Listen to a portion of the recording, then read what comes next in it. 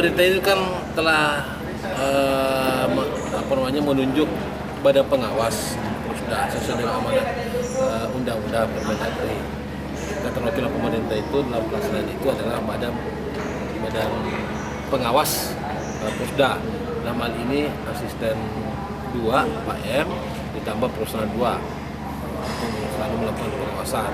Nah, dia sudah meminta laporan, sudah melaporkan kepada saya, bla bla bla bla bla bla. Nah, saya bilang bagaimana cara mengevaluasi, Pak? Kalau mau kita lakukan audit internal supaya kita tahu di mana sih salahnya ini, di mana sih buntutnya ini, kenapa dia bisa bisnis plannya ini tidak jelas.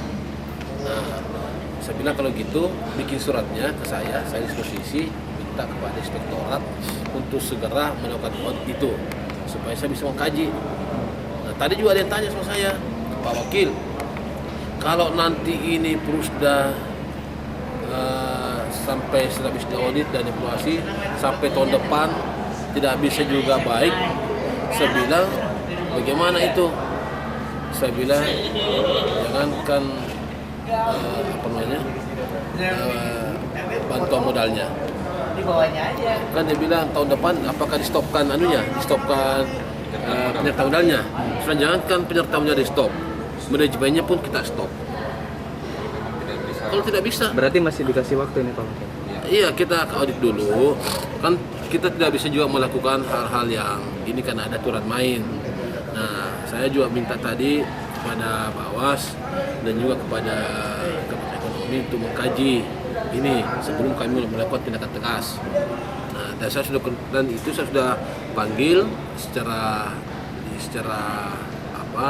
mekanisme saya sampaikan. Pertama, saya tidak mau lagi ada di internal bahwa karyawannya tidak digaji. Terus yang kedua, saya tidak mau lagi mendengar kalian itu tidak melaksanakan fungsi-fungsimu, kewajiban kamu untuk melaporkan secara koordinasi kepada Bawas dan juga secara tertulis per 1 semester. Nah, kan itu kewajibannya Prusda itu kan setiap 3 bulan harus memberikan laporan kepada badan pengawas. Begitupun per 1 semesternya. Terus yang ketiga, segera melakukan melaporkan rencana kerja tahunan kepada Bawas, kepada pemerintah melalui badan pengawas. Nah, terus segera melaporkan hasil laporan keuangan di tahun 2015. Ini kan belum selesai semua. Dia minta waktu. Oke. Nah, jadi saya minta tadi saya tidak mau lagi mendengar manajemen Pusda itu berkantor di Surabaya atau di Papan. Karena kantornya di Bontang. Nah, dan saya ancam tadi, awas lo ya, saya akan sidang. Saya minta dengan hormat manajemen Prusda, khususnya Mas Dandi, segera menyelesaikan persoalan ini. Saya langsung minta, berapa? Kapan? Tadinya minta 23, berapa? Tanggal 25. Oke. Terus berapa? Pak, saya sudah menghitung, mungkin cuma 2 bulan dulu.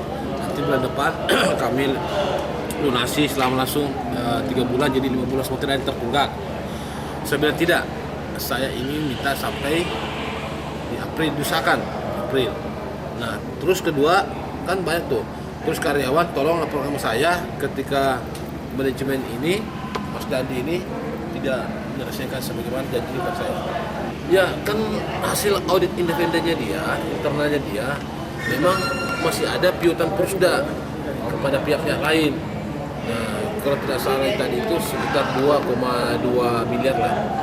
Nah, kalau ini ditagih, itu kan cukup menggaji karyawan. Karena setiap bulannya itu kan gajinya kan cuma sekitar 70-an. Ditambah dengan gaji Bawas sekitar 10, kan kurang lebih 80 aja sebulan. Kalau ditagih itu 2M itu tadi itu kan 1 tahun kan aman aja operasionalnya.